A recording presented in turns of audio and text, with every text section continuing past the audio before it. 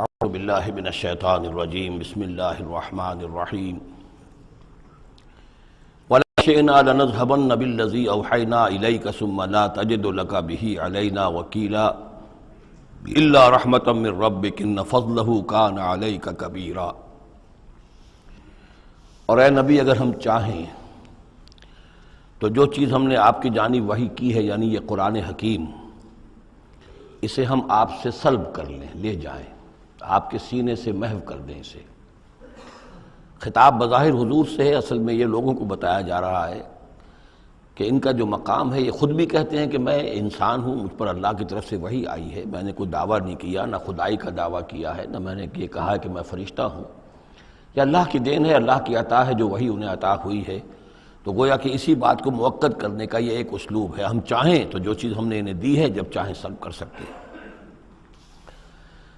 ثم لا تجد لک بہ علینا وکیلا، پھر آپ نہ پائیں گے اپنے پاس کوئی ایسی ہستی کہ جو دوبارہ آپ کو وہ حاصل کروا دے۔ الا رحمۃ من ربک، اگر نہ ہوتی رحمت آپ کے رب کی طرف سے، یعنی آپ کی طرف سے رحمت، رب کی طرف سے رحمت آپ پر ہے، اس کے ہونے کا کوئی امکان نہیں ہے، لیکن یہ کہ اصولی اعتبار سے سمجھ لیجئے کہ نہ یہ وحی جو ہے یہ آپ کی اپنی خود ساختہ ہے، نہ آپ اس کو اپنے پاس برقرار رکھنے پر خود قادر ہیں، اللہ نے عطا کی ہے اور اللہ تعالیٰ ہی اسے آپ کے سینے میں جمع کرے گا اور محفوظ رکھے گا۔ ان فضلہ کان علیک کبیرا، اس میں کوئی شک نہیں کہ اللہ کا آپ پر جو فضل ہے وہ بہت بڑا ہے۔ اب یہ آ رہی ہے وہی جو تحدی اور چیلنج جو ہے کہ پوری کتاب کا مطالبہ شروع میں کیا گیا کہ لائیے، پوری کتاب لائیے، قرآن جیسی کتاب بنا کر لائیے۔ قل لئن اجتمعت الانس والجن علی ان یاتوا بمثل ھذا القرآن، کہہ دیجئے کہ اگر تمام انسان اور جن جمع ہو کر کوشش کریں کہ اس قرآن جیسی کوئی کتاب تصنیف کر لیں، لا یاتون الا بمثلہ ولو کان بعضهم لبعض ظہیرا، نہیں لا سکیں گے اس جیسی کتاب، تصنیف نہیں کر سکیں گے، خواہ وہ ایک دوسرے کی کتنی ہی مدد کر لیں۔ وَلَقَدْ صَرَّفْنَا لِلنَّاسِ فِي هَذَا الْقُرْآنِ مِنْ كُلِّ مَثَلٍ، اور ہم نے تو قرآن میں، اس قرآن میں لوگوں کے لیے، ان کی ہدایت کے لیے،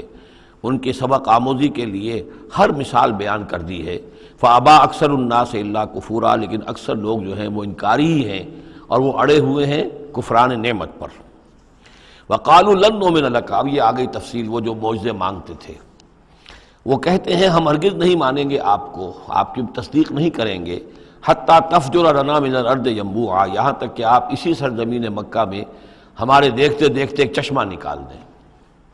او تکون لک جنت من نخیل، یا آپ کے لیے یہاں ایک باغ بن جائے، پیدا ہو جائے جو کھجوروں کا باغ ہو، وعنب، اور اس میں انگوروں کی بھی بیلیں ہوں،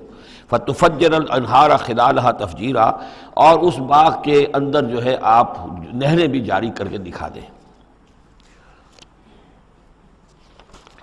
او تسقط السماء کما زعمت علینا کسفا، یا یہ کہ پھر جیسے آپ کا خیال ہے کہ قیامت کی جو خبریں دے رہی ہیں کہ قیامت کے وقت جو ہے وہ آسمان جو ہے اس طرح ہو جائے گا اور پہاڑ جو ہے اس طرح ہو جائیں گے، تو آپ کا خیال ہے تو پھر قرآن کا آسمان کا کوئی ٹکڑا ہم پر گرا کر دکھا دیے، تسقط السماء کما زعمت علینا کسفا، کہ یہ آسمان جو ہے ٹکڑے ٹکڑے ہو کر ہم پر گر جائے۔ او تاتیہ باللہ والملائکۃ قبیلا، یا پھر یہ کہ آپ اللہ کو اور فرشتوں کو لے آئیے ہمارے سامنے، وہ ہم رو در رو ان کو دیکھ لیں۔ او یکون لک بیت من زخرف، یا پھر آپ کے لیے ایک محل، ایک سنہری محل جو ہے تعمیر ہو جائے۔ او ترقی فی السماء، یا پھر آسمان میں چڑھ کر دکھائیں۔ ولن نؤمن لرقیک حتی تنزل کتابا نقرأہ، اور ہم نہیں مانیں گے آپ کے چڑھنے کو بھی جب تک کہ آپ لے کر نہ اترے ایک کتاب جسے خود ہم پڑھیں کہ ہاں اس کتاب میں یہ لکھا ہوا ہے۔ ان تمام مطالبات کے جواب میں کیا فرمایا؟ قل، کہہ دیجئے سبحان ربی، میرا رب پاک ہے، هل كنت الا بشرا رسولا، میں اس کے سوا اور کیا ہوں کہ ایک بشر ہوں، رسول، میں انسان ہوں، صرف یہ کہ مجھ پر وحی آئی ہے اور وہ وحی میں تمہیں پہنچانے پر مامور ہوں۔ بنیادی فرق یہ ہے، باقی یہ کہ سیرت و کردار کا جو فرق عظیم ہے وہ تم بھی جانتے ہو، میں تمہارے درمیان ایک عمر گزار چکا ہوں، لیکن نوعیت جو ہے وہ تو یہ ہے کہ میں بھی ایک انسان ہوں، میں بھی اسی طرح پیدا ہوا ہوں جیسا تم پیدا ہوئے ہو، میرے والدین تھے، میں بھی کھانا کھاتا ہوں، میں بھی بازاروں میں چلتا پھرتا رہا ہوں، میں کاروبار کرتا رہا ہوں، میں نے بزنس کیا ہے ہر سطح کا، یہ سب تمہیں معلوم ہے۔ هل كنت الا بشرا رسولا، میں کیا ہوں سوائے اس کے کہ ایک بشر ہوں اور رسول۔ وما منع الناس ان يؤمنوا اذ جاءهم الهدى، اور نہیں روکا ہے لوگوں کو ایمان لانے سے جب کہ ان کے پاس ہدایت آ گئی، الا ان قالوا ابعث اللہ بشر رسولا، مگر اس بات نے کہ انہوں نے کہا کہ کیا اللہ نے کسی بشر کو رسول بنا کر بھیجا ہے؟ رسول تو پھر کوئی فرشتہ آتا۔ اب اس کی جو دلیل یہاں دی گئی ہے وہ بہت اہم ہے۔ قل لو کان فی الارض ملائکۃ یمشون مطمئنین، کہہ دیجئے اگر زمین میں فرشتے آباد ہوتے اور چل رہے ہوتے یہاں پر اطمینان کے ساتھ، لنزلنا علیہم من السماء ملکا رسولا، تو پھر ہم آسمان سے ان پر کسی فرشتے ہی کو رسول بنا کر بھیجتے۔ یعنی رسول کا کام یہ ہدایت دینا، بات سمجھانا، پھر اپنی زندگی میں نمونہ پیش کرنا۔ انسانوں کے لیے فرشتہ کیسے نمونہ ہو جائے گا؟ انسانوں کے لیے تو انسان نمونہ ہوگا، فرشتوں کے لیے فرشتہ نمونہ ہوگا۔ فرشتہ جو ہے آ بھی جائے یہاں پر تو کہیں گے صاحب اس کو تو نہ کھانے پینے کی ضرورت ہے، نہ اس کا جورو جاتا ہے، اس کو تو کوئی ضروریات ہی نہیں ہے، یہ ٹھیک ٹھیک آدمی ہے اور ٹھیک ٹھیک اس کا کردار ہے، تو ٹھیک ہے ہم کیسے کریں؟ ہمارے تو جوری جاتا ہے، ہمارا رشتہ ہے، ہمارے بچے ہیں، ہمیں پیٹ لگا ہوا ہے، ہمیں یہ ہے، ہمیں وہ ہے۔ تو انسانوں کے اوپر حجت قائم کرنے کے لیے تو ظاہر بات ہے کہ انسانی رسول بھیجے جا سکتے ہیں۔ ہاں فرشتے آباد ہوتے تو فرشتے کو بھیج دیتے۔ قل لو کان فی الارض ملائکۃ یمشون مطمئنین لنزلنا علیہم من السماء ملکا رسولا قل کفی باللہ شہیدا بینی و بینکم، اے نبی کہہ دیجئے اب اللہ کافی ہے میرے اور تمہارے درمیان گواہ۔ بہت رد و قضا ہو چکی ہے، اب تو جو فیصلہ ہے وہ اللہ کرے گا اور وہ گواہ کافی ہے۔ انہ کان بعبادہ خبیرا بصیرا، اور وہ اپنے بندوں کو دیکھ رہا ہے، باخبر ہے، میرے حال سے بھی واقف ہے اور تمہاری جو کیفیت ہے اس کو بھی جانتا ہے۔ وَمَن يَهْدِ اللَّهُ فَهُوَ الْمُهْتَدِ، اور جسے اللہ ہی ہدایت دیتا ہے وہی ہدایت یافتہ ہوتا ہے۔ وَمَن يُضْلِلْ فَلَن تَجِدَ لَهُ أَوْلِيَاءَ مِن دُونِهِ، اور جس کی کہ ضلالت پر اس کی طرف سے فیصلہ ہو چکا ہو تو پھر اس کے لیے تم نہیں پاؤ گے کوئی بھی ولی اس کے سوا۔ وَنَحْشُرُهُمْ يَوْمَ الْقِيَامَةِ عَلَىٰ وُجُوهِهِمْ عُمْيًا وَبُكْمًا وَصُمًّا، اور ہم انہیں جمع کریں گے قیامت کے دن میدان حشر میں تو وہ منہ کے بل اوندھے چلیں گے، اندھے ہوں گے، گونگے ہوں گے، بہرے ہوں گے۔ مَأْوَاهُمْ جَهَنَّمُ، اور ان کا ٹھکانہ ہوگی آگ جہنم، کلما خبت، جیسے جیسے وہ بجھنے لگے گی زدناہم سعیرا، ہم اسے اور بھڑکا دیا کریں گے۔ یعنی یہ کہ اگر کہیں اس کی آگ میں کوئی کمی شدت میں، اس کی حرارت میں، تمازت میں آئے گی ہم اس میں پھر اضافہ کر دیں گے۔ ذالک جزاؤہم بانہم کفروا، ان کے لیے جزا ہے اس لیے کہ انہوں نے کفر کیا بے آیاتنا، ہماری آیات کا۔ وقالوا اذا كنا عظاما ورفاتا، اور انہوں نے کہا کہ کیا جب ہو جائیں گے ہڈیاں اور وہ بھی چورا چورا، انا لمبعوثون خلقا جدیدا، تو کیا ہم دوبارہ اٹھا لیے جائیں گے ایک نئی تخلیق کی صورت میں۔ اولم یروا، کیا انہوں نے دیکھا نہیں، ان اللہ الذی خلق السماوات والارض قادر، کہ وہ اللہ کے جس نے آسمان بنائے اور زمین بنائی وہ اس پر قادر نہیں ہے، ان یخلق مثلہم، کہ ان جیسی مخلوق کو پیدا کر دے۔ تمہیں ایک دفعہ پیدا کیا تھا، تمہاری طرح کا آدمی دوبارہ پیدا کرنے اس کے لیے مشکل کیوں ہو گیا؟ وَجَعَلَ لَهُمْ أَجَلًا لَا رَيْبَ فِيهِ، اور ان کے لیے وہ معین کر دے ایک وقت معین جس میں کوئی شک نہیں، کسی طرح کا ریب اور شک نہیں۔ فَأَبَى الظَّالِمُونَ إِلَّا كُفُورًا، تو یہ ظالم جو ہیں یہ تو انکاری ہیں اور سوائے کفران نعمت کے اور ان آیات الہیہ کے کفر کے کوئی اور روش اختیار کرنے کو تیار نہیں ہے۔ قل لو انتم تملکون خزائن رحمت ربی، اے نبی ان سے کہہ دیجئے اگر تمہارے ہاتھ میں اختیار ہوتا میرے رب کے کی رحمت کے خزانوں کا، اذا لامسکتم خشیۃ الانفاق، تو تم ان خزانوں کے دروازے بند کر دیتے، انہیں روک کر رکھتے کہ کہیں خرچ نہ ہو جائے، تمہارے اندر تو اس قدر بخل ہے۔ وکان الانسان قتورا، انسان ہے بہت ہی دل کا تنگ۔ وَلَقَدْ آتَيْنَا، آپ دیکھیے اس سورہ مبارکہ کا پہلا رکوع جو تھا اس میں بھی بنی اسرائیل کی تاریخ، لیکن حضرت موسیٰ علیہ السلام کا وہاں سے ذکر شروع کیا کہ ہم نے انہیں کتاب دی، وَآتَيْنَا مُوسَى الْكِتَابَ وَجَعَلْنَاهُ هُدًى لِبَنِي اسرائیل۔ اور یہ واقعہ کب ہوا ہے کہ جب کہ مصر سے وہ نکل کر آ چکے تھے صحرائے سینا میں، گویا کہ پوری داستان جو مصر کی تھی اس کا وہاں پر تذکرہ نہیں ہے، لیکن اس سورہ مبارکہ کے آخری رکوع میں پھر حضرت موسیٰ کا ذکر آ رہا ہے۔ یہ گویا کہ خاص اسلوب ہے اس قرآن مجید کی صورتوں کا، خاص طور پر جو صورتیں کہ ایک ہی وقت میں خطبے کی شکل میں نازل ہوں، ان کی ایک تو یہ کہ ابتدائی اور آخری آیات جو ہیں ان کی ایک خصوصی اہمیت اور فضیلت ہوتی ہے، اور دوسرا یہ کہ ان کے اندر خاص ربط ہوتا ہے۔ تو بنی اسرائیل کی تاریخ کے بعد کے ادوار وہاں آئے ہیں، لیکن جو مصر کے اندر ان کے ساتھ ہوا ہے اس کا ذکر اب یہاں ہو رہا ہے۔ وَلَقَدْ آتَيْنَا مُوسَىٰ 9 آیات بینات، اور ہم نے موسیٰ کو 9 نشانیاں دی تھیں روشن۔ 2 نشانیاں تو وہ تھیں کہ جو وہ اولین مرحلے پر اللہ تعالیٰ نے ان کو دی تھیں، یعنی یہ کہ ایک عصا جو کہ وہ سانپ بن جاتا تھا یا اژدہا بن جاتا تھا، اور دوسرے ان کا وہ ہاتھ کے جو چمکنے لگتا تھا۔ اس کے بعد 7 نشانیاں ان کو جو اور دکھائی گئیں مختلف اوقات میں، ان پر جو عذاب آئے اور حضرت موسیٰ کے دعا کرنے سے پھر وہ وقت پر ٹل جاتے رہے، تو ان میں سے سنین،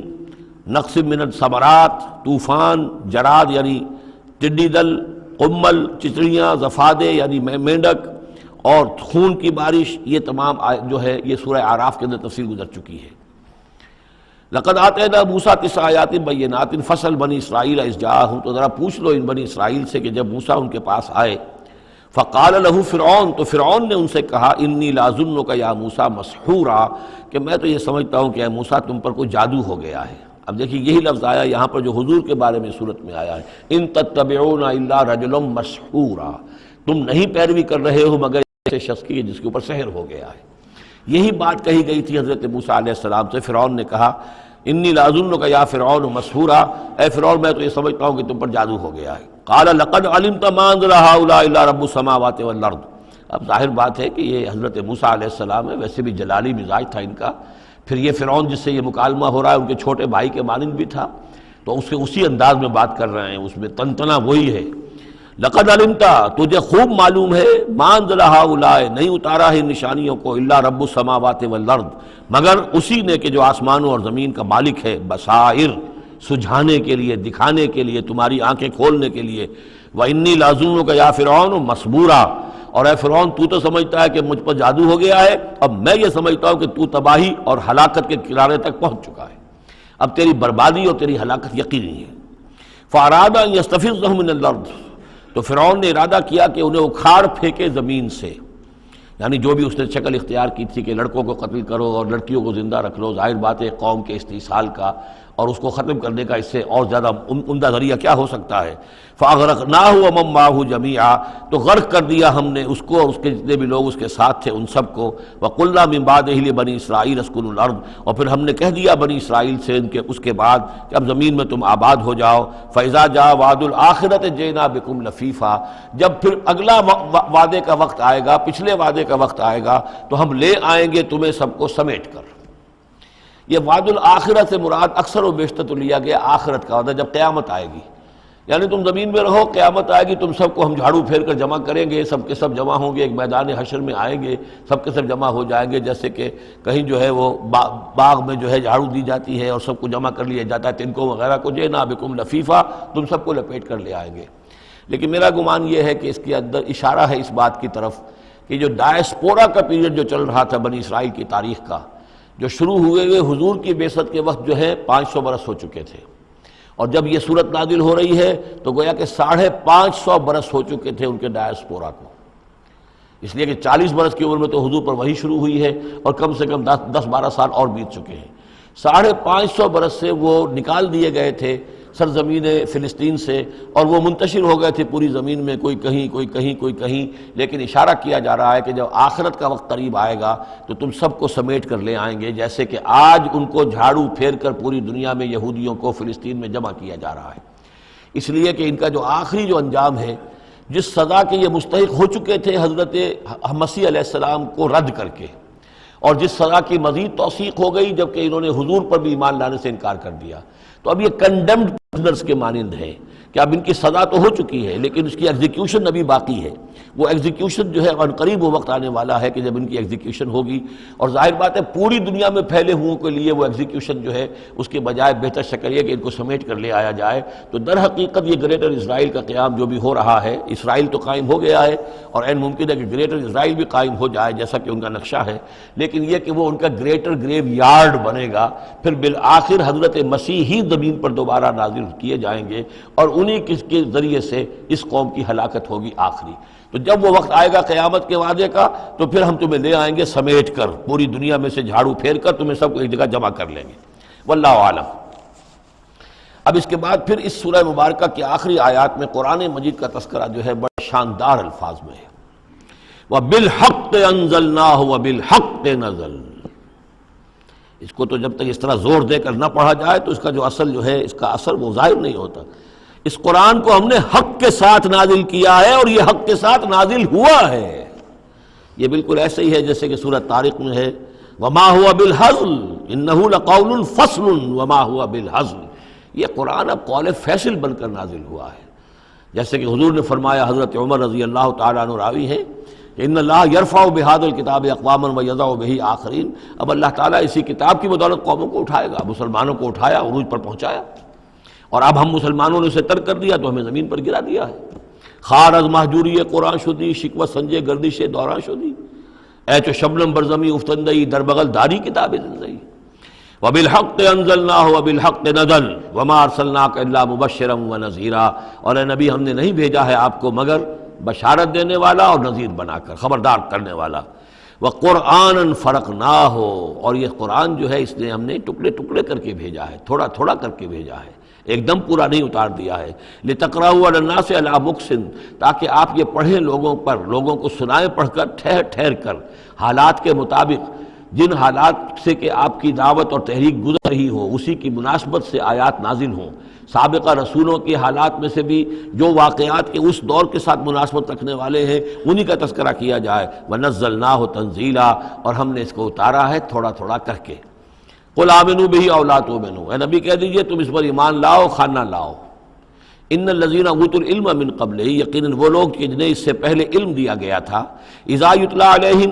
جب یہ قرآن ان کو پڑھ کر سنایا جاتا ہے، یخرون للاذقان سجدا، تو وہ اپنی ایڑیوں کے، اپنی ٹھوڑیوں کے بل سجدے میں گر پڑتے ہیں، ویقولون، اور کہتے ہیں سبحان ربنا، یہ یقیناً ہوں گے جب قرآن یہ کہہ رہا ہے تو یہود کے علماء میں سے اس وقت جب تک کہ براہ راست جو کنفرنٹیشن نہیں ہوئی تھی، حضور ابھی مدینے نہیں آئے تھے، دور دور سے خبریں آ رہی تھیں، تو بعض لوگ ہوں گے کہ جو دل کے اندر ان کے یہ نیکی کے جذبات جو ہیں وقتی طور پر اٹھے ابھرے، اور انہوں نے قرآن مجید کو پہچان کر پھر یہ کہ وہ سجدے میں گرے اللہ کے سامنے۔ وَيَقُولُونَ سُبْحَانَ رَبِّنَا إِن كَانَ وَعْدُ رَبِّنَا لَمَفْعُولًا، اور وہ کہتے ہیں پاک ہے ہمارا رب، اور یقیناً ہمارے رب کا تو پورا ہو کر رہنا ہی تھا، اللہ کا تو وعدہ تھا، اللہ نے کہا تھا کہ ایک آخری نبی میں بھیجوں گا، اللہ نے کہا تھا اس کے منہ میں اپنا کلام ڈالوں گا۔ یہ کتاب استثناء جو ہے ڈیٹرانومی، اس کا باب جو ہے 18، اس کی 18 اور 19ویں آیات کے اندر ہے کہ میں ان کے بھائیوں میں سے اے موسیٰ تیرے مانند ایک نبی اٹھاؤں گا، ان کے بھائیوں میں سے، بنی اسرائیل کے بھائی بنی اسماعیل، ان میں سے تیرے مانند ایک نبی اٹھاؤں گا اور اس کے منہ میں اپنا کلام ڈالوں گا، اور وہ لوگوں سے وہی کچھ کہے گا کہ جو میں اسے بتاؤں گا۔ اب اس کی مصداق آ گیا، ان کان وعد ربنا لمفعولا، یقیناً ہمارے رب کا وعدہ تو پورا ہونا ہی تھا۔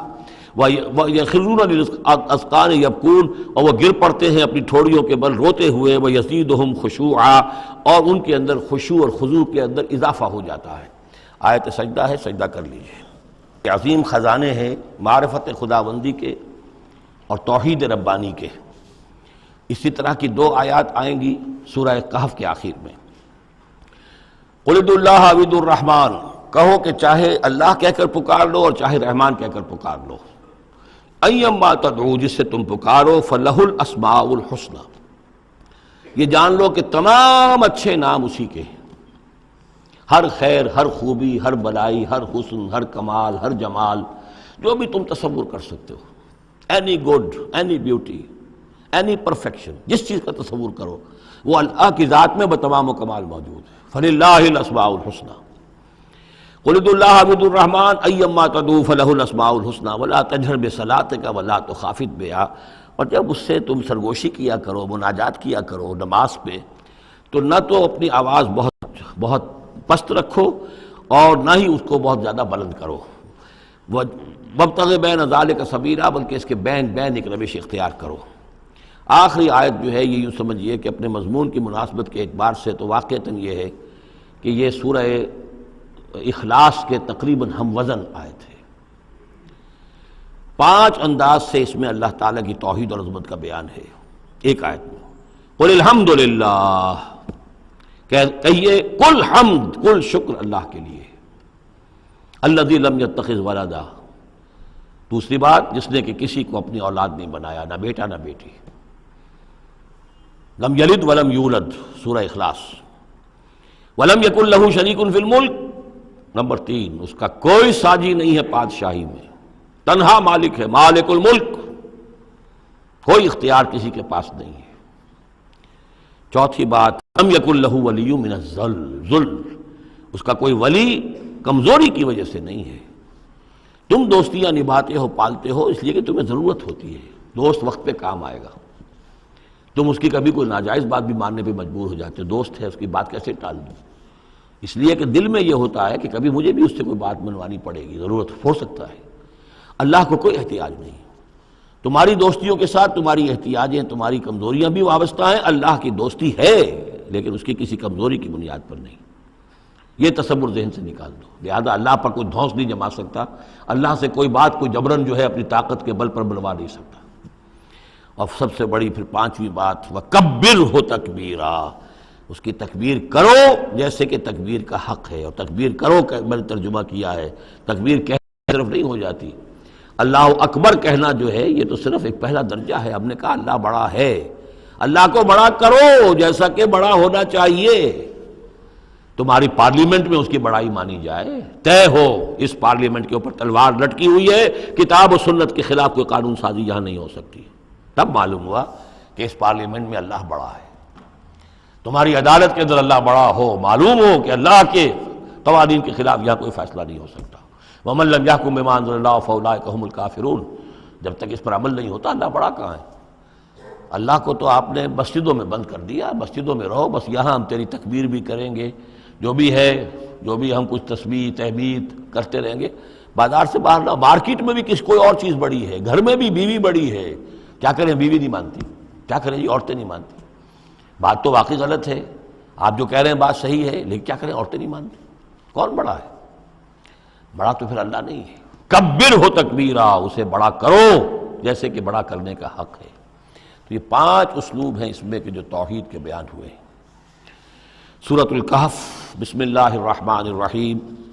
الحمد للہ الذی انزل علی عبدہ الکتاب ولم یجعل لہ عوجا۔ یہ پوائنٹ میں نوٹ کرا چکا ہوں کہ آخری آیت کیا تھی؟ قل الحمد للہ، کہو کل حمد اللہ کے لیے ہے۔ یہ آخری آیت تھی سورہ بنی اسرائیل کی، اور سورہ کہف کی آیت شروع ہو رہی ہے الحمد للہ الذی، گویا کہ اس حکم کی تعمیل جو ہے اس سے آغاز ہو رہا ہے اس سورہ مبارکہ کا۔ اس کو میں نے کہا تھا یہ انٹرلاکڈ ہیں دونوں صورتیں جو ہیں، جیسے آتا ہے تورات میں کہ حضرت یعقوب اپنے بھائی عیسو کی ایڑیاں پکڑے ہوئے تولد ہوئے، یہ جڑواں پیدا ہوئے تو دو بھائی عیسو اور یعقوب۔ عیسو بڑے تھے، یعنی بڑے اسمانی میں جو بھی ہوتے ہیں جڑواں، ان میں جو پہلے جس کی ولادت ہو جائے وہ بڑا ہوتا ہے، چاہے 2 منٹ کا فرق ہو 5 منٹ کا فرق ہو۔ تو اس کی ولادت کے بعد پھر حضرت یعقوب، تو عقب کہتے پیچھے کو، پیچھے آنے والا، یعقوب اس لیے ان کا نام پڑ گیا ہے کہ یہ پچھلا ہے۔ جو پہلا تھا وہ عیسو تھا، عیسو کے بارے میں کچھ معلوم نہیں ان کی اولاد وغیرہ کدھر گئی، بہرحال وہ ایک علیحدہ بحث ہے۔ تو اسی طریقے سے یہ سورہ کہف جو ہے گویا کہ سورہ بنی اسرائیل کی ایڑیاں پکڑے ہوئے قرآن مجید میں وارد ہو رہی ہے۔ اس میں آپ دیکھیے الحمدللہ الذی انزل علی عبدہ، وہی اللہ تعالیٰ نے اللہ کے اپنے رسول کی جو نسبت ہے اس کو عبد کے نمایاں کیا ہے، کتاب نازل کی ولم یجعل لہ عوجا، اور اس میں کوئی کجی نہیں رکھی، قیما، سیدھی، ٹھیک ٹھیک، روشن، مبین، لینذر بأسا شدیدا۔ اب یہ ہے لفظ جو بہت زیادہ غور کرنے کے قابل ہے۔ اس کتاب کے حضور پر نزول کے مقاصد میں سے ایک یہ بھی ہے خبردار کر دیں ایک بہت بڑی آفت سے۔ ویسے باسن جب واحد آتا ہے تو عام طور پر اس کے معنی جنگ ہوتے ہیں، جب جمع میں آتا ہے تو سختی، مصیبت، بھوک، فاقہ، یہ سارے بأسا۔ آیت البر میں بھی ہم نے پڑھا والصابرین فی البأساء والضراء وحین البأس۔ بأسا جب جمع میں آیا ہے تو فقر و فاقہ، تکلیف، مصیبت، اور حین الباس جنگ کے وقت۔ تو ان دونوں کو ذہن میں رکھیے، بہت بڑی آفت، بہت بڑی آفت، بہت بڑی آفت۔ ایک تو ہے دجالی فتنے کی، دجال، المسیح الدجال جو آنے والا ہے، جس کے بارے میں حدیث میں آتا ہے کہ کوئی نبی اور رسول ایسا نہیں گزرا جس نے اپنی قوم کو دجال کے فتنے سے آگاہ نہ کیا، اور پوری انسانی تاریخ میں دجال کے فتنے سے بڑا کوئی فتنہ نہیں ہوگا، اور وہ ہر بندہ مومن کے امتحان کے لیے کڑا ترین جو ہے مرحلہ آ جائے گا، سخت ترین امتحان اس کا لیا جائے گا۔ تو یہ جو سختی ہے اس کی خبر دیتے ہوئے یہ سورہ مبارکہ نازل ہو رہی ہے۔ اور خاص طور پر اسے باسن اگر جنگ کے معنی میں لیں تو الملحمۃ العظمیٰ، کتاب الملاحم، جو کہ آپ دیکھیں گے احادیث کی کتابوں میں پورا باب ہے کتاب الملاحم، اور اس کا تعلق بھی دجال کے ساتھ ہے، کیونکہ پھر دجال ہی کو قتل کریں گے حضرت مسیح علیہ السلام نازل ہو کر۔ تو یہ سارا مسئلہ جو ہے اس کی خبر دینے کے لیے قیما لینذر بأسا شدیدا من لدنہ، گویا کہ یہ جو احادیث کی کتابوں میں آپ کو حدیث کے ابواب ملتے ہیں چاہے وہ کتاب الفتن ہو اور چاہے وہ کتاب جو ہے آثار قیامہ ہے، اس طرح کے جتنے بھی ہیں، اور کتاب الملاحم ہے، یہ گویا کہ اس کی شرح ہے لِيُنذِرَ بَأْسًا شَدِيدًا مِّن لَّدُنْهُ، اور یہ ہوگا بھی خاص اللہ کی طرف سے، یہ آزمائش بھی، یہ دجال کا فتنہ بھی، یہ بہت بڑی جنگ بھی، جس کو آرمگڈون کہتے ہیں، کرسچین جو ٹریڈیشن ہے اس میں اس کے لیے لفظ ہے آرمگڈون، ایک بہت بڑی جنگ ہوگی۔ ڈکشنری میں بھی آپ دیکھیں گے کہ خیر اور شر کی قوتوں کے درمیان اس دنیا کے خاتمے سے پہلے ایک بہت بڑی جنگ ہونی ہے جس کا نام یہ آرمگڈون ہے۔ لِيُنذِرَ بَأْسًا شَدِيدًا مِّن لَّدُنْهُ وَيُبَشِّرَ الْمُؤْمِنِينَ الَّذِينَ يَعْمَلُونَ الصَّالِحَاتِ، اور تاکہ بشارت دے وہ ان اہل ایمان کو جو نیک عمل کرتے ہوں، أَنَّ لَهُمْ أَجْرًا حَسَنًا، کہ ان کے لیے ہوگا بہت اچھا بدلہ، مَاكِثِينَ فِيهِ أَبَدًا، اور وہ اس میں رہیں گے ہمیشہ ہمیشہ۔ یہ جو دجالی فتنہ ہے اس کے ساتھ ایک خاص مناسبت ہے اس سورہ مبارکہ کی۔ احادیث میں آتا ہے کہ دجالی فتنے کے اثرات سے بچنے کے لیے اس سورہ مبارکہ سے ذہنی اور قلبی رشتہ مفید ہے، اس کی تلاوت کرتے رہنا، خاص طور پر جمعے کے روز پوری سورہ کہف، ورنہ یہ کہ کم سے کم اس کی ابتدائی اور آخری آیات ان کی بڑی اہمیت ہے۔ دجالی فتنہ اصل میں کیا ہے سمجھ لیجئے کہ ایک تو ہے دجالی فتنہ بالعموم، دجل کہتے ہیں فریب کو، جیسے کہ کوئی نبی نہیں ہے، وہ اس نے فریبی لبادہ اوڑھ لیا، نبوت کا دعویٰ کر رہا ہے، وہ دجال ہے۔ تو اس طرح کی تو حضور نے فرمایا ہے کہ 30 دجال پیدا ہوں گے، انہی میں سے ایک ہمارے زمانے کے اندر جو ہے یہ غلام احمد قادیانی بھی تھا، وہ دجال تھا جس نے کہ اعلان کیا کہ میں نبی ہوں جبکہ وہ نبی نہیں تھا، تو فریبی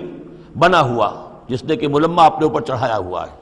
اسی طریقے سے دجالی فتنہ یہ جو ہے اس پوری دنیا میں اس وقت جو فتنہ ہے وہ یہ ہے کہ مادہ پرستی کا اتنا غلبہ ہو چکا ہے ذہنوں کے اوپر، افکار کے اوپر، لوگوں کے نظریات کے اوپر، لوگوں کے اخلاق کے اوپر، لوگوں کے اقدار جو ہیں، ویلیوز جو ہیں اس کے اوپر، کہ وہ آخرت کو بالکل بھول گئے، اللہ کو بھول گئے، اسباب کے اندر گم ہے، مسبب الاسباب سے ذہول ہو گیا، دنیا ہی دنیا ہے، آخرت کو بھولے ہوئے ہیں، مادہ ہی مادہ ہے، روح سے کوئی سروکار ہی نہیں۔ یہ ہے بالعموم جس کا نام دجالی فتنہ ہے کہ حقیقت کے اوپر پردہ پڑا ہوا ہے، آخرت پر دنیا کا پردہ پڑا ہوا ہے۔ یہ دنیا جو ہے در حقیقت کیا ہے، وَمَا الْحَيَاةُ الدُّنْيَا إِلَّا مَتَاعُ الْغُرُورِ، یہ دھوکے کا سامان ہے۔ اصل زندگی کو اس نے ڈھانپا ہوا ہے، ہم نے یہ سمجھ لیا کہ زندگی یہی ہے، اسی کے لیے بھاگ دوڑ، محنت، صبح و شام، اسی کے مستقبل کی فکر ہے، لیکن اصل جو زندگی اس کی کوئی فکر ہی نہیں ہے۔ باقی ایک دجال جو ہے جو آئے گا، وہ معاملہ احادیث کے اندر بھی بڑی طوالت کے ساتھ ہے، اور اس میں کافی پیچیدگیاں بھی ہیں، بعض چیزیں جو ہیں ایک دوسرے سے کچھ مختلف بھی ہیں، اس میں پھر اہل علم کو بہرحال مطابقت پیدا کرنی پڑتی ہے۔ میں نے جہاں تک اپنی کوشش کی ایک رائے تک میں پہنچا ہوں، لیکن ابھی میں اسے بیان نہیں کر رہا ہوں۔ بہرحال دجالی فتنے کی خبریں موجود ہیں بہت شدت کے ساتھ، اور اس صورت کا پڑھنا جو ہے اس میں بہت مفید ہے۔ اس صورت کے مضامین کا دجالی فتنہ بالعموم سے کیا تعلق ہے وہ تو اس ہم دورہ ترجمہ دوران کے اس کے دوران بھی آپ کو معلوم ہو جائے گا، لیکن اس کے جو خاص بڑے مباحث ہیں، خاص طور پر یہ کہ ایک ہمارے بہت بڑے عالم گزرے ہندوستان میں اس صدی کے آغاز میں، مولانا مناظر احسن گیلانی، انہوں نے اس میں باقاعدہ کتاب لکھی ہے، آپ کو مل جائے گی بازار میں بھی، اصحاب کہف کے جو کا معاملہ سورہ کہف کے مباحث ہیں ان کے۔ میں نے اس کو اپنی ایک تقریر کے اندر مجھے یاد دلایا گیا ہے آج کہ میں نے کبھی ایک کیسٹ میں اس کو سن 89 میں کسی خطاب جمعہ میں سورہ کہف کے مضامین کا خلاصہ بیان کیا تھا، جس کا عنوان ہے دنیا کی حقیقت۔ یہ خطاب جو ہے اور یہ کیسٹ یہاں موجود ہے، جو حضرات لینا چاہیں وہ اس کو دیکھیں، تاکہ یہ کہ ظاہر بات ہے تفاصیل زیادہ جو ہیں وہ میرے لیے ممکن نہیں ہے کہ اس دورہ ترجمہ کے دوران بیان کر سکوں۔ وَيُنذِرَ الَّذِينَ قَالُوا اتَّخَذَ اللَّهُ وَلَدًا، اور خبردار کر دے ان لوگوں کو جنہوں نے کہا کہ اللہ نے بیٹا بنایا۔ یہ ساری دجالیت جو ہے اس کی جڑ کیا ہے؟ مسیحیت، جو موجودہ مسیحیت ہے، جو حقیقت میں مسیحیت نہیں ہے، پولزم ہے، جس کی بنیاد تثلیث پر ہے کہ اللہ کا بیٹا بنا دیا حضرت مسیح علیہ السلام کو، اور انہیں کفارہ بنا دیا تمام جو بھی مان لے ان کو ان کے گناہوں کا، پیش کی معافی ہے ان کے گناہوں کی جو حضرت مسیح پر ایمان لے آئے، اور نمبر 3 شریعت ساقط کر دی، اور نمبر 4 سارا اختیار جو ہے وہ پوپ کے ہاتھ میں دے دیا گیا کہ تم جو چاہو جس چیز کو چاہو حلال کرو، جس چیز کو چاہو حرام کر دو۔ ان چیزوں نے مل کر نفس مذہب کو اس قدر قابل نفرت شے بنا دیا کہ یورپ کے اندر مذہب کے خلاف شدید نفرت پیدا ہو گئی۔ چنانچہ اس کے بعد جب مسلمانوں کے زیر اثر وہاں پر علم پھیلا ہے، ہسپانیہ کی یونیورسٹیوں سے علوم اور فنون جو ہیں یہ فرانس اور اٹلی اور جرمنی کے نوجوان آتے تھے، اور وہاں آ کر وہ قرطبہ اور غرناطہ اور طلیطلہ کی یونیورسٹیوں سے پڑھ کر جاتے تھے، تو ان کے زیر اثر جو ایک ریفارمیشن شروع ہوئی، اصلاح مذہب اور ایک رینائسنس تحریک احیاء العلوم، وہ جو اصل تو تحریک تھی اس بات کی کہ انسان علم کی طرف دوبارہ رجوع کرے، لیکن یہ کہ وہ علم جب آگے بڑھا ہے تو وہاں پہ عیسائیت کے خلاف جو رد عمل تھا اس کی وجہ سے اس میں مذہب کی دشمنی جو ہے اس تحریک کے اندر خود بخود شامل ہو گئی۔ تو مذہب سے بیزاری، روحانیت کا انکار، آخرت سے بالکل بے پرواہی اور اس کا بھی انکار، اور خدا ہے یا نہیں ہے اس سے کوئی سروکار نہیں، یہ جو اس تہذیب کے اصل میں اثرات بنے ہیں سارے، یہ اسی غلطیوں کا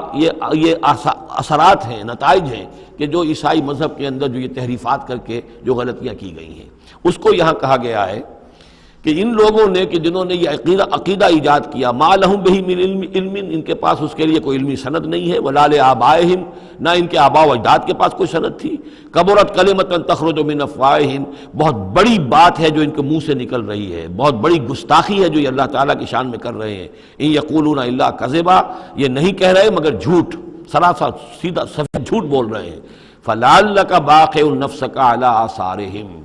تو اے نبی شاید کہ آپ اپنے آپ کو ہلاک کر لیں گے ان کے جو اثرات پڑنے والے ہیں، عیسائیت کے اس غلط عقیدے کے جو نتائج برآمد ہوئے ہیں، جب یہ نتائج ظاہر ہوں گے تو وہ اتنے سنگین ہوں گے، فلعلک باخع نفسک، کہ ان کے احساس سے اور ان کے ادراک سے شاید کہ آپ اپنے صدمے سے اپنے آپ کو ہلاک کر لیں، ان لم یؤمنوا بہذا الحدیث اسفا، اگر یہ لوگ اس حدیث پر، اس قرآن پر، یہ بات جو بتائی جا رہی اس پر ایمان نہ لائے، اس پر ایمان نہ لائے، اپنے اس غلط عقیدے پر قائم رہے، اس غلط مذہب کو انہوں نے برقرار رکھا، تو اس کا جو رد عمل ہوگا نوع انسانی پر، اور اس سے تاریخ انسانی اور انسانی ثقافت جس غلط رخ پر پڑے گی، جو دجالیت کا فتنہ اسے جنم لے گا، ان تمام چیزوں کے اثرات سے شاید آپ کو اتنا صدمہ ہو کہ فلعلک باخع نفسک علی آثارہم ان لم یؤمنوا بہذا الحدیث اسفا، انا جعلنا ما علی الارض زینۃ لہا، ہم نے زمین کے اوپر جو کچھ ہے اسے اس کا گہنا بنا دیا ہے، بناؤ سنگھار بنا دیا ہے، زینت بنا دیا ہے۔ یہ آپ نوٹ کر لیجئے، لفظ زینت اور زمین میں اس کی زیبائش اور آرائش، یہ اس سورہ مبارکہ کا عمود ہے، یعنی اس کو اتنا کھبا دیا ہے نگاہوں میں اللہ نے کہ آخرت سے خود بخود انسان غافل ہو جاتا ہے، یہ پردہ پڑ گیا ہے، چمک دمک ہے، یہ کاریں ہیں، یہ بلڈنگیں ہیں، یہ کوٹھیاں ہیں، یہ عالیشان عمارتیں ہیں، یہ کیا کچھ اس کی جو یوں سمجھیے پومپ اینڈ شو جو ہے اس وقت دنیا کا، اور ظاہر بات ہے امریکہ میں جا کر دیکھیے تو جو کچھ یہاں دیکھ رہے ہیں اس سے 10 گنا 100 گنا 1000 گنا آپ کو نظر آئے گا، عقلیں دنگ ہو جاتی ہیں۔ نتیجہ کیا نکلتا ہے کہ انسان یہ سمجھتا ہے کہ اصل شے یہی مادہ ہی ہے، اصل ہدایت پہ یہی لوگ ہیں، یہی لوگ ہیں صحیح معنی میں کہ جنہوں نے واقعتاً علم حاصل کیا ہے، لہذا ان کی غلط تہذیب، ان کا غلط تمدن، ان کے تمام غلط ثقافت کے معاملات کے بھی ہم اسی طریقے سے پیروی کر رہے ہیں۔ یہ سارا مسئلہ جو ہے وہ اس لیے ہے کہ یہ چمک دمک دنیا کی زیبائش اور آرائش اس سے ہم متاثر ہیں۔ انا جعلنا ما علی الارض زینۃ اللہ، جو کچھ زمین کے اوپر ہے اسے ہم نے اس کے لیے بناؤ سنگھار بنا دیا ہے، لنبلوہم، تاکہ ہم آزمائیں ان کو، ایہم احسن عملا، کون ہے ان میں سے اچھے عمل کرنے والا۔ یعنی اب یوں دیکھیے وہ شعر جو ایک ہے، اگرچہ ذرا تھوڑا سا شان باری تعالیٰ کے اعتبار سے تو شاید اتنا مناسب نہ ہو، لیکن یہ کہ مفہوم کو ادا کرتا ہے کہ رخ روشن کے آگے شمع رکھ کر وہ یہ کہتے ہیں ادھر آتا ہے دیکھیں یا ادھر پروانہ جاتا ہے۔ ایک طرف ذات باری تعالیٰ ہے اور ایک طرف یہ دنیا ہے، اس کی چمک دمک ہے۔ اب یہ پروانہ جو ہے یہ انسان، اس کا امتحان ہے، آیا یہ اللہ اور آخرت کی طرف جا رہا ہے یا دنیا کی طرف اور دنیا کی زیبائش اور آرائش کی طرف جا رہا ہے۔ جو زیبائش اور آرائش کی طرف چلا گیا وہ گیا، وہ تباہ و برباد ہو گیا، فقط خسر خسران مبینا۔ اور جس نے اس دنیا کی زیبائش اور آرائش اس سے منہ موڑ کر وہ جو حقیقت جو اصل حسن ازلی ہے اللہ تعالیٰ کا اور اس کا جو جلال اور کمال ہے اور جو آخرت کی نعمتیں ہیں ان کو اختیار کر لیا، وہ کامیاب ہو گیا۔ تو امتحان اتنا ہی ہے کہ رخ روشن کے آگے شمع رکھ کر وہ یہ کہتے ہیں ادھر جاتا ہے دیکھیں یا ادھر پروانہ آتا ہے۔ وَإِنَّا لَجَاعِلُونَ مَا عَلَيْهَا صَعِيدًا جُرُزًا، اور یہ کہ جو کچھ بھی اس پر ہے ہم ایک وقت آئے گا کہ اس کو بنا کر رکھ دیں گے جیسے کہ میدان جس میں سے کہ فصل کاٹ لی گئی ہو۔ جب قیامت ہوگی کیا ہوگا یہاں پر اسی زمین کو، نہ یہاں پہ کوئی وہ پہاڑ رہ جائیں گے کوٹ کوٹ کر چپٹی کر دی جائے گی، نہ یہ آپ کے پاس جو ہیں وہ اسکائی اسکریپرز رہ جائیں گے، نہ یہ اعلیٰ شان عمارتیں ہوں گی، کچھ نہیں ہوگا۔ یہ سب برابر ہوگا جیسے کہ کسی کھیت کے اندر سے فصل کاٹ دی جاتی ہے تو اب وہ پڑا ہوتا ہے ویران، وَإِنَّا لَجَاعِلُونَ مَا عَلَيْهَا صَعِيدًا جُرُزًا، ہم اسے کر کے چھوڑیں گے ایسا کھیت کہ جہاں پر چورا پڑا ہوا ہو، صرف بچا کھچا جو ہے وہ اس کا توڑی کا اور کچھ نہ ہو۔ ام حسبت ان اصحاب الکہف والرقیم کانوا من آیاتنا عجبا، اب یہاں سے اصحاب کہف کی بات شروع ہو رہی ہے، کیونکہ پوچھوایا تھا یہودیوں نے اصحاب کہف کون تھے۔ کیا تم سمجھتے ہو کہ اصحاب الکہف والرقیم، رقیم جو ہے ان کی تختی تھی ایک جس کے اوپر ان کے حالات لکھ کر، جو ان کے ایک جو کہف تھی ان کی غار جو تھی اس کے اوپر لگا دی گئی تھی، تو انہیں اصحاب الکہف بھی کہتے ہیں، اصحاب الرقیم بھی کہتے ہیں، یہ دونوں انہیں ایک ہی گروہ کے نام ہیں۔ کیا وہ تمہارے خیال میں ہماری بڑی عجیب آیات میں سے تھا؟ یعنی واقعتاً بات تو غیر معمولی تھی، لیکن حقیقت میں ہمارے ہاں تو ہماری تخلیق میں، ہماری صنائی میں اس سے ہزاروں گنا زیادہ عجیب باتیں ہوتی ہیں، ہمارے لیے تو وہ کچھ ہے ہی نہیں کسی بھی درجے میں، تم سمجھتے ہو کہ شاید وہ بہت بڑی بات ہے۔ یہ سابق کہف کا جو قصہ ہے، اب میں سمجھتا ہوں کہ پورے وثوق کے ساتھ ہم کہہ سکتے ہیں کہ یہ قصہ کیا تھا۔ دیکھیے، جب حضرت مسیح علیہ السلام آئے ہیں تو یہ پورا علاقہ جو ہے فلسطین کا، اور یہاں پہ جو آپ نے تبلیغ کی ہے، تو یہ اس وقت رومن امپائر کا ایک حصہ تھا۔ اگرچہ مقامی طور پر ایک لوکل بادشاہ جو تھا یہودی وہاں پر حکومت کر رہا تھا، لیکن وہ پپٹ تھا، اصل میں تو حکومت جو تھی رومیوں کی، جو رومی تھے بت پرست۔ اور اس کے بعد چونکہ انہوں نے بغاوت کی، حضرت مسیح تو اٹھا لیے گئے سن 30 عیسوی کے آس پاس یا 33 عیسوی کے آس پاس، لیکن اس کے بعد جو ہے ان یہودیوں نے بغاوت کی رومیوں کے خلاف، جس کے نتیجے میں سن 70 عیسوی میں ٹائٹس رومی نے تو ان کی حکومت بھی ختم کی اور بیت المقدس کو برباد کیا، یروشلم کو تباہ کیا، 1,33,000 یہودیوں کو قتل کیا اور ان کو بھیج دیا، نکال دیا وہاں سے باہر۔ اس وقت کا معاملہ یہ ہے کہ اب کوئی اکے دکے جو بھی رہ جاتے تھے یہاں پر، کوئی یہودی یا عیسائی، یہودیوں کو تو نکال دیا، عیسائی رہ گئے، لیکن عیسائیوں پر بھی بہت ظلم ہوتا تھا۔ یہ موحد تھے، حضرت عیسیٰ کے ماننے والے، وہ بت پرست تھے۔ تو اس زمانے میں کہیں بادشاہ کوئی تھا، ڈیسیس یا دقیانوس جس کو کہتے ہیں، اس کے زمانے میں کچھ جو عیسائی تھے حضرت عیسیٰ پر ایمان رکھنے، آج کے عیسائیوں پر قیاس نہ کیجئے، جو نصارہ تھے، حضرت عیسیٰ کو ماننے والے جو موحدین تھے، ان میں سے کچھ نوجوانوں کی پیشی ہوئی بادشاہ کے دربار میں۔ انہوں نے کہا کہ تم اپنے نئے دین سے اگر باز نہیں آؤ گے، اتنے دن کی مہلت تمہیں دی جا رہی ہے تو تمہیں سولی چڑھا دیا جائے گا، بس مہلت دی جا رہی ہے، جاؤ غور کر لو، سوچ لو۔ ان لوگوں نے آ کر سوچا کہ اب نہ تو ہمارے لیے یہ ممکن ہے کہ ہم مقابلہ کر سکیں، چلو کسی غار میں چھپ جاتے ہیں، دیکھیں اللہ تعالیٰ کیا کرتا ہے ہمارے لیے۔ وہ ایک غار میں جا کر چھپ گئے، اور غار میں جا کر چھپے ہیں تو اللہ نے انہیں وہاں پر سلا دیا، موت تاری نہیں کہ سلا دیا۔ اللہ کروٹ بھی بدلواتا رہا، ان کے لیے سارا کچھ بندوبست کیا، اللہ کی قدرت میں تھا۔ حضرت عزیر کو 100 برس کے لیے مار دیا تھا، موت کے بعد ان کو دوبارہ زندہ کر دیا۔ لیکن یہ کہ ان کا معاملہ یہ ہے کہ ان کو وہاں پر جو ہے تقریباً 300 برس یہ وہاں پر پڑے رہے اس غار کے اندر۔ غار کی شکل کچھ خاص ایسی تھی کہ ادھر آنا جانا لوگوں کا تھا ہی نہیں، اور یہ ہے جو موجودہ ترکی کے علاقے میں شہر ایفسس ہے ایک، اس کے آس پاس ہیں اس طرح کے غار، جیسے اجنٹا کے غار ہندوستان کے مشہور ہیں، ایسے ہی وہاں بھی غاروں کا سلسلہ ہے، اور ہیں بھی وہ ایسے کہ ان کے دہانے جو ہیں وہ ہیں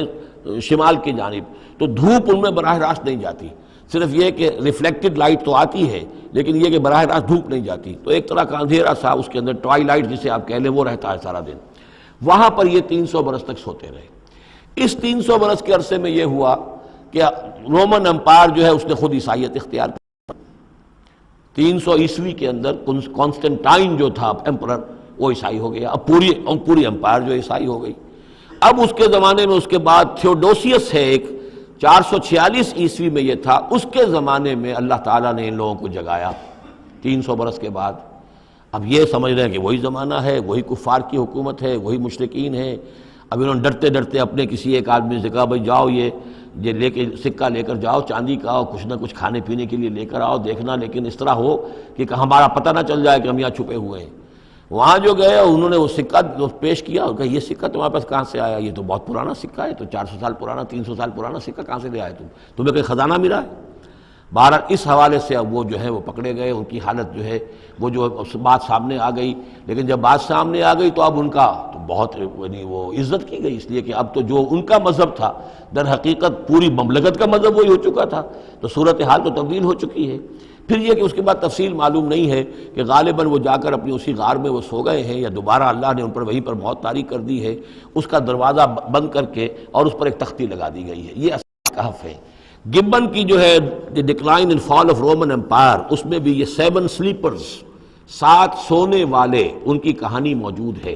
یہ چیز جو ہے گویا کہ رومن لٹریچر کے اندر موجود تھی، اس کا جو ذکر موجود تھا، اور قرآن مجید میں یہ امتحاناً سوال کیا گیا حضور سے، تو اس کا جواب دیا گیا کہ یہ 300 برس تک کچھ لوگوں کو سلا دینا، یہ اللہ تعالیٰ کے نزدیک تو کوئی بڑی بات نہیں ہے، تمہارے نزدیک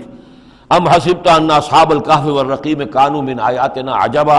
اذ ابى الفتية الى الکہف، جبکہ وہ نوجوان آئے اپنے اس غار میں، فقالوا، اور انہوں نے کہا ربنا آتنا من لدنک رحمتا، پروردگار اب خاص اپنے خزانہ فضل سے ہمارے لیے رحمت کا بندوبست فرما، وہیئ لنا من امرنا رشدا، اور ہمارے لیے ہمارے معاملے کے اندر جو ہے وہ کوئی عافیت کا بندوبست فرما، فضربنا علی آذانہم، تو ہم نے تھپکی دے دی ان کے کانوں پر، فی الکہف سنین عددا، اسی وہ غار کے اندر جو ہے وہ سوتے رہے کئی سال۔ ابھی یہاں اس بات کو نہیں چھیڑا کتنے سال، سنین عددا، متعدد سال وہ سوتے رہے۔ ثم بعثناہم، پھر ہم نے انہیں اٹھایا، لنعلم ای الحزبین احصیٰ لما لبثوا امدا، تاکہ ہم دیکھیں کہ 2 گروہوں میں سے کس کو صحیح معلوم ہے کہ کتنے عرصے وہ وہاں رہے تھے۔ اس کا ذکر آگے آ جائے گا، 2 گروہوں سے مراد کیا ہے۔ نحن نقص علیک نبأہم بالحق، اے نبی ہم آپ کو ان کا یہ قصہ سنا رہے ہیں، بیان کر رہے ہیں ان کے حالات حق کے ساتھ، صحیح بلا کم و کاسٹ۔ انہم فتیۃ آمنوا بربہم، وہ چند نوجوان تھے جو ایمان لائے اپنے رب پر، توحید کے ساتھ ایمان لانے والے، وزدناہم ہدی، اور ہم نے ان کی ہدایت میں اور اضافہ فرمایا، وربطنا علی قلوبہم، ہم نے ان کے دلوں کو ڈھارس دی، مضبوطی دی، دلوں کے اندر ثبات پیدا کر دیا، اذ قاموا، جب وہ بادشاہ کے دربار میں کھڑے ہوئے، اور جیسے کبھی حضرت ابراہیم علیہ السلام نے بات کی تھی اسی طرح ڈٹ کر انہوں نے بات کی، اذ قاموا فقالوا، اور انہوں نے کہا ربنا رب السماوات والارض، ہمارا رب تو وہ ہے جو آسمانوں اور زمین کا رب ہے، ہم کسی اور رب کو ماننے کے لیے تیار نہیں، کسی اور دیوی کو، کسی دیوتا کو، کسی بت کو ہم ماننے کو تیار نہیں۔ لن ندعو من دونہ الہا لقد قلنا اذا شططا، ہم اس کے ایک الہ کے سوا کسی اور کو پکارنے کے لیے تیار نہیں ہیں، ہم نے اگر ایسی کوئی بات کہی تو یہ تو عقل سے بہت دور کی بات ہو جائے گی۔ ہؤلاء قوم اتخذوا من دونہ آلہہ، یہ جو ہماری قوم ہے اس نے اس بہت سے آلہہ جو ہیں اختیار کر لیے ہیں اللہ کے سوا، انہوں نے اختیار کر لیے ہیں بہت سے آلہہ اس کے سوا، لولا یاتون علیہم بسلطان بین، تو کیوں نہیں وہ پیش کرتے ان کے اوپر کوئی دلیل، کوئی سند، کوئی اللہ کی طرف سے اتاری ہوئی سند ہو، کوئی آسمانی کتاب ہو۔ فمن ازلم ممن افتری علی اللہ کذبا، تو کون ظالم ہوگا اس شخص سے بڑھ کر کہ جس نے اللہ تعالیٰ کی طرف جھوٹ گھڑ کر منسوب کر دیا۔ اور اب اس کے بعد جب ان سے کہہ دیا گیا کہ ٹھیک ہے تمہارے لیے مہلت، اس کے اندر جو ہے تمہارے لیے اب مہلت صرف چند دن کی ہے، اس میں تم فیصلہ کر لو، اگر تم اپنے دین سے واپس نہیں پھرو گے اور ہمارے دین میں واپس نہیں آؤ گے، اپنے دین کو چھوڑ کر نئے دین کو، تو تمہیں ہم ہلاک کر دیں گے۔ اب یہ وہاں سے جا کر مشورہ کر رہے ہیں، وَإِذْ اعْتَزَلْتُمُوهُمْ، اور دیکھو جب تم نے اب ان سے اپنے آپ کو علیحدہ کر لیا ہے، وَمَا يَعْبُدُونَ إِلَّا اللَّهِ، اور ان ہستیوں کو بھی تم نے چھوڑ دیا جن کی وہ پرستش کرتے ہیں اللہ کے سوا، فَآوُوا إِلَى الْكَهْفِ، تو اب آؤ کسی کھو میں، کسی غار میں پناہ لے لیں، يَنشُرْ لَكُمْ رَبُّكُم مِّن رَحْمَتِهِ، تمہارا رب تمہارے لیے وہاں کوئی رحمت کا سامان کر دے گا، وَيُحَيِّ لَكُم مِّنْ أَمْرِكُم مِّرْفَقًا، اور تمہارے معاملے کے اندر اللہ تعالیٰ خاص اپنی طرف سے کوئی نرمی اور کوئی آسائش کا سامان پیدا فرما دے گا۔ وَتَرَى الشَّمْسَ إِذَا طَلَعَت تَزَاوَرُ عَنْ كَهْفِهِمْ ذَاتَ الْيَمِينِ، اور تم دیکھو کہ سورج جب طلوع ہوتا تھا تو وہ ان کی اس غار سے کنی کتراتا ہوا داہنی طرف نکل جاتا تھا، یعنی براہ راست دھوپ جو ہے اس میں نہیں آتی تھی۔ وَإِذَا غَرَبَتْ، جب ڈوبتا تھا، تَقْرِضُهُمْ ذَاتَ الشِّمَالِ، تو بھی وہ کنی کترا جاتا تھا بائیں طرف، تو گویا کہ سورج جو ہے یوں جا رہا ہے اور اس غار کا جو منہ ہے وہ شمال کی طرف ہے، لہذا براہ راست جو ہے داہنی طرف سے ہو کر بائیں طرف سے ہو کر سورج نکل گیا، دھوپ جو ہے براہ راست اس پر نہیں آ رہی۔ اسی اصول پر آج کل جو بڑی بڑی بلڈنگز بنتی ہیں جو کارخانوں کی اور ملز کی، اس میں یہ نارتھ لائٹ شیلز بنائے جاتے ہیں، ایسے شیل روف کی ہوتے ہیں کہ جس میں پھر جو روشنی جو ہے وہ نارتھ کی طرف سے لیتے ہیں، کیونکہ ہمارے ہاں جو سورج ہے وہ کبھی بھی نارتھ میں نہیں جاتا، لہذا جو ہے سورج براہ راست کبھی نہیں آئے گا بلکہ انڈائریکٹ لائٹ آئے گی۔ وَهُمْ فِي فَجْوَةٍ مِّنْهُ، اور وہ جو اس غار تھی اندر سے کھلی تھی، اس کھلی غار کے اندر جا کر وہ لیٹ گئے، سو گئے۔ ذالک من آیات اللہ، یہ اللہ کی نشانیوں میں سے ہے، من یہد اللہ فہو المہتد، جو جس کو اللہ ہدایت دیتا ہے وہی ہے کہ جو ہدایت یافتہ ہوتے ہیں، ومن یضلل فلن تجد لہ ولیا مرشدا، اور جس کو اللہ تعالیٰ گمراہ کر دے، جس کی گمراہی کا فیصلہ فرما دے، پھر اس کے لیے تم نہیں پاؤ گے کوئی بھی جو حمایتی ہو، مددگار ہو، اس کو راہ پر لانے والا۔ وَتَحْسَبُهُمْ أَيْقَاظًا، صورتحال ایسی تھی کہ تم اگر اس کو دیکھتے تو یہ سمجھتے کہ وہ جاگ رہے ہیں، وَهُمْ رُقُودٌ، حالانکہ وہ سو رہے ہیں۔ وَنُقَلِّبُهُمْ ذَاتَ الْيَمِينِ وَذَاتَ الشِّمَالِ، ہم ان کو کروٹیں بھی دلواتے رہے، داہنی طرف بھی بائیں طرف بھی، تاکہ یہ کہ وہ بیڈ سورز نہ ہو جائیں، ہم جدید اصطلاح میں اگر استعمال کریں تو کروٹ بھی دلوا رہا ہے اللہ تعالیٰ۔ اللہ تعالیٰ کو ہر قدرت حاصل ہے، اس کے فرشتے معمور ہیں جو کر رہے ہیں، نرسنگ بھی ہو رہی ہے۔ ذات الشمال وکلبہم باسط ذراعیہ بالوسید، ان کا ایک کتا بھی تھا جو اپنے دونوں ہاتھ پھیلا کر، دونوں اگلے جو ہے پاؤں جو ہاتھ اس کو سمجھیے، وہ اس کے کوئی بہت ہی خونخوار قسم کا کتا تھا جو اس غار کے منہ پر اپنے دونوں ہاتھ پنجے آگے پھیلا کر بیٹھا ہوا ہے زور سے۔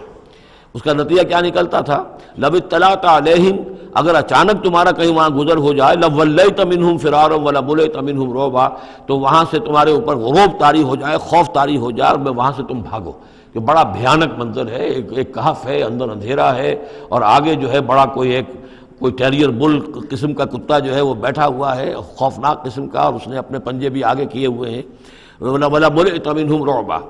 وَكَذَلِكَ بَعَثْنَاهُمْ، اسی طرح پھر ہم نے انہیں ایک وقت میں اٹھایا،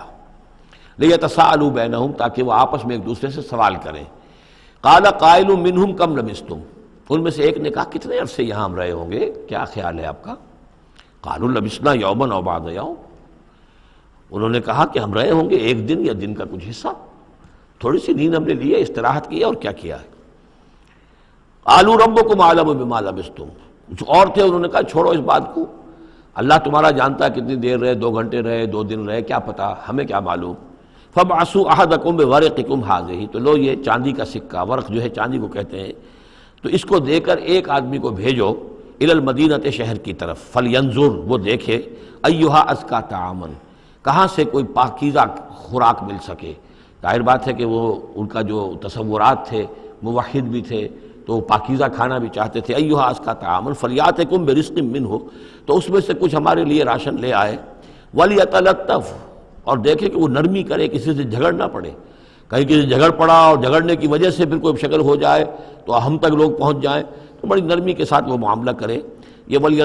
ولیتلطف نوٹ کر لیجئے، یہ تعداد حروف کے اعتبار سے قرآن مجید کا نصف ہے۔ ولیتلطف کا تے نصف اول میں ہے، لام یہ نصف ثانی میں ہے، یہ نصف ہے تعداد حروف، الفاظ نہیں، حروف، الفابیٹس جو ہیں، جو حروف کی گنتی کی گئی ہے اس کے اعتبار سے یہ ٹھیک نصف ہو گیا، آدھے حروف اس کے تا پر پورے ہو گئے اور بقیہ آدھے جو ہیں شروع ہو رہے ہیں لام سے۔ ولیتلطف، اور نرمی کا معاملہ رکھے، ولا یشعرن بکم احدا، اور ایسا نہ ہو کہ وہ ہمارے اوپر متنبع کر دے، لوگوں کو مطلع کر دے، اس کا ذریعہ بن جائے۔ ان یظہروا علیکم، اگر وہ تمہارے اوپر غالب آ گئے اور قابو پا لیا انہوں نے تم پر، یرجموکم، یا تو تمہیں رجم کر دیں گے، اب سنسار کر دیں گے، او یعیدوکم فی ملتہم، یا تمہیں مجبور کریں گے اور اپنی ملت میں، اپنے دین میں وہ واپس لے جائیں گے۔ ولن تفلحوا اذا ابدا، اور اگر ایسا ہو گیا تو پھر ہمیشہ کہ تم فلاح سے دور ہو جاؤ گے، پھر نہیں پا سکو گے فلاح کبھی بھی۔ وَكَذَلِكَ أَعْثَرْنَا عَلَيْهِمْ، اس طرح ہم نے مطلع کر دیا ان لوگوں پر، یعنی اب وہاں کے لوگوں نے، شہر کے لوگوں کو مطلع ہو گئے کہ یہ لوگ، ظاہر بات ہے کہ بڑا ایک چرچا ہو گیا ہوگا یہ کون ہے۔ اب اس نے بات بتائی، پھر وہ آئے تو معلوم ہوا کہ ہاں واقعتاً ان کے حالات، کوئی 7 آدمی ہوتے تھے ایک زمانے میں، اور وہ کہیں روپوش ہو گئے تھے، گم ہو گئے تھے، کہیں نہیں ملے تھے، پوری مملکت میں تلاش کیا گیا تھا، پھر ان کے حالات ایک تختی کے اوپر لکھ کر جو ہے وہ خزانے میں رکھ دیے گئے تھے، وہ تختی کہیں نکلوائی گئی، 300 برس سے زائد پرانی بات تھی، اس کے اوپر وہ قصہ پورا کا پورا لکھا ہوا مل گیا، تو وہ ساری چیز جو ہے وہ بات کھل گئی۔ وَكَذَلِكَ أَعْثَرْنَا عَلَيْهِمْ، اور اس طرح ہم نے یہ بات ظاہر کر دی ان پر، لِيَعْلَمُوا، اب اس سے کیا کیا چیزیں واضح ہوئیں؟ ان وعد اللہ حق وان الساعۃ لا ریب فیہا، اللہ کا وعدہ سچا ہے اور یہ کہ قیامت کے بارے میں کوئی شک نہیں ہو سکتا، آتیۃ لا ریب فیہا، وہ آ کر رہے گی۔ اس لیے کہ جب 300 برس تک ایک آدمی سویا رہ سکتا ہے اور پھر وہ اٹھ گیا تو کیا مشکل ہے اللہ کے لیے کہ وہ جو مر چکے ہوں ان کو دوبارہ زندہ کر دے۔ اذ یتنازعون بینہم امرہم، اب وہ ان کے بارے میں آپس میں جھگڑنے لگے کہ کیا کرنا چاہیے ان کا معاملہ۔ وہ تو جا کر اپنی غار کے اندر دوبارہ سو گئے، اور اب اللہ نے ان کے اوپر موت جو ہے حقیقی موت وارد کر دی۔ اب کیا کرنا چاہیے؟ اذ یتنازعون بینہم امرہم، تو انہوں نے جب کہ وہ آپس میں جھگڑ رہے تھے، فقالوا ابنوا علیہم بنیانا، کچھ لوگوں نے کہا کہ یہاں پہ ایک یادگار تعمیر کر دی جائے، ایک عمارت تعمیر کی جائے، معلوم ہو کہ یہاں اتنا بڑا واقعہ ہوا ہے تو اس کے پاس ایک یادگار تعمیر ہو۔ ربہم اعلم بہم، ان کا رب ان سے اب بہتر واقف ہے۔ قال الذین غلبوا علی امرہم، تو جن لوگوں کی بات مانی گئی، جو غالب آئے اپنی رائے کے اعتبار سے، انہوں نے یہ کہا لنتخذن علیہم مسجدا، کہ اب ہم یہاں پر ایک مسجد تعمیر کریں گے ان کی یاد میں۔ اب یہاں تک کا واقعہ بیان کر کے فرمایا سیقولون ثلاثۃ رابعہم کلبہم، یہ لوگ کہیں گے کہ وہ 3 تھے اصحاب کہف اور چوتھا تھا ان کا کتا۔ ویقولون خمسۃ سادسہم کلبہم، اور کچھ یہ کہیں گے کہ نہیں وہ 5 تھے اور چھٹا تھا ان کا کتا، رجمم بالغیب۔ یہ ساری باتیں جو یہ کہہ رہے ہیں یہ اندھیرے کے اندر ٹامک ٹوئیاں ہیں، یہ تیر تکے چلا رہے ہیں اندھیرے کے اندر۔ وَيَقُولُونَ سَبْعَةٌ وَثَامِنُهُمْ كَلْبُهُمْ، اور ان میں سے کچھ وہ بھی ہیں جو کہتے ہیں کہ وہ 7 تھے اور 8واں ان کا کتا تھا۔ قُلْ رَبِّي أَعْلَمُ بِعِدَّتِهِمْ، کہہ دیجئے کہ میرا رب زیادہ بہتر جانتا ہے کہ ان کی تعداد کتنی تھی۔ مَا يَعْلَمُهُمْ إِلَّا قَلِيلٌ، نہیں جانتے اس چیز کو مگر بہت کم لوگ۔ یہاں قرآن مجید نے صراحت تو نہیں کی، لیکن مفسرین کا کہنا یہ ہے کہ بٹوین دی لائن بتا دیا کہ یہی رائے صحیح ہے، اس لیے کہ ثلاثۃ رابعہم کلبہم، خمسۃ سادسہم کلبہم، درمیان میں واو نہیں ہے، لیکن سبعۃ وثامنہم کلبہم اس کے اندر جو ہے زور ہے۔ دوسرے یہ کہ جب وہ جاگے تھے تو ایک نے سوال کیا تھا کتنے دن ہم رہے ہوں گے، پھر جواب میں 3 نے کہا تھا 1 دن، یا اس کا کچھ حصہ، اس لیے کہ 3 سے کم پر جمع کا اطلاق نہیں ہو سکتا۔ قالو جو ہے صیغہ جمع کا ہے، 3 سے کم پر نہیں، 2 ہوتے تو قالا ہوتا۔ اسی طریقے سے پھر جنہوں نے یہ کہا کہ چھوڑو اس مسئلے کو اور کسی کو بھیجو کھانا لانے کے، وہ بھی کم سے کم 3 تھے، اس لیے کہ وہ بھی قالو کے لفظ کے ساتھ ہے، تو 3 جمع 3 اور ایک پوچھنے والا، وہ 7 بن گئے۔ ویسے یہ کہ گبن کی کتاب میں بھی میں نے آپ کو بتایا 7 سلیپرز، یہ گویا کہ ان کی ہاں بھی جو ٹریڈیشنز ہیں، ان کی روایات جو تاریخی چلی آ رہی ہیں، ان میں یہ کہانی کے طور پر یہ چیز موجود ہے ان کے لٹریچر کے اندر۔ تو گویا کہ اللہ نے تائید اسی کی ہے، لیکن یہ کہ اس میں جھگڑنے کی ضرورت کیا ہے؟ فلا تمہارے فیہم الا مران ظاہرا، تو اس معاملے کے اندر اے نبی آپ ان سے کچھ زیادہ جھگڑیے مت۔ ولا تستفت فیہم منہم احدا، اور نہ ہی ان چیزوں کے بارے میں ان میں سے کسی سے پوچھیے، اس لیے کہ یہ چیزیں ایسی نہیں ہیں، اسی میں ہمارے لیے ہدایت ہے۔ جو چیز دینی اعتبار سے اہم نہ ہو، اور جو خاص طور پر جو ہمارے لیے جو اصل مسئلہ اس وقت ہے، اقامت دین کی جد و جہد اصل مسئلہ، اس کے اعتبار سے جس کی اہمیت نہ ہو، اس کے بارے میں زیادہ چھان بین کرنا، زیادہ بحث و نظام میں پڑھنا جو ہے وقت ضائع کرنا ہے، بلکہ وہ اپنی اس جد و جہد کو نقصان پہنچانے والی بات ہے۔ فلا تمہارے فیہم الا مران ظاہرا ولا تستفت فیہم منہم احدا ولا تقولن لشیء، یہ بہت اہم واقعہ آ رہا ہے یہاں۔ اس واقعے میں حضور صلی اللہ علیہ وسلم سے ایک سہو ہو گیا تھا۔ جب یہ سوالات کیے گئے تو حضور نے فرمایا ٹھیک ہے میں اس کا جواب دے دوں گا، آنا۔ اور یہ کہ انشاءاللہ نہیں کہا، کل تم آنا میں تمہیں جواب دے دوں گا، انشاءاللہ نہیں کہا، صاف ہو گیا، غلطی ہو گئی۔ لیکن یہ کہ اللہ تعالیٰ نے جن کے جتنے رتبے بلند ہوتے ہیں پھر ان کی سختی بھی اتنی ہوتی ہے، جن کے رتبے ہیں سوا، ان کی سوا مشکل ہے۔ ہم عام طور پر یہ باتیں کہتے رہتے ہیں ہمارے لیے اللہ نے کیا گرفت کرنی ہے کہ ان کی کوئی حیثیت ہی نہیں، کوئی مقام ہی نہیں، لیکن یہ کہ جو بلند مقام والا ہو اور وہ بغیر انشاءاللہ کہہ دے کہ کل یہ ہو جائے گا اور انشاءاللہ نہ کہے تو اس پر پھر گرفت ہو گئی۔ تو حضور کی کئی دن گزر گئے کہ جبرائیل نہیں آئے، اور آپ کے لیے پھر ایک مشکل پیدا ہو گئی، گویا کہ مخالفین نے تالیاں پیٹ دی ہوگی، پھر وہ بس فیل ہو گئے، ناکام ہو گئے اس امتحان کے اندر، جو ہے وہ تو اب یہ کامیاب نہیں ہو پائے۔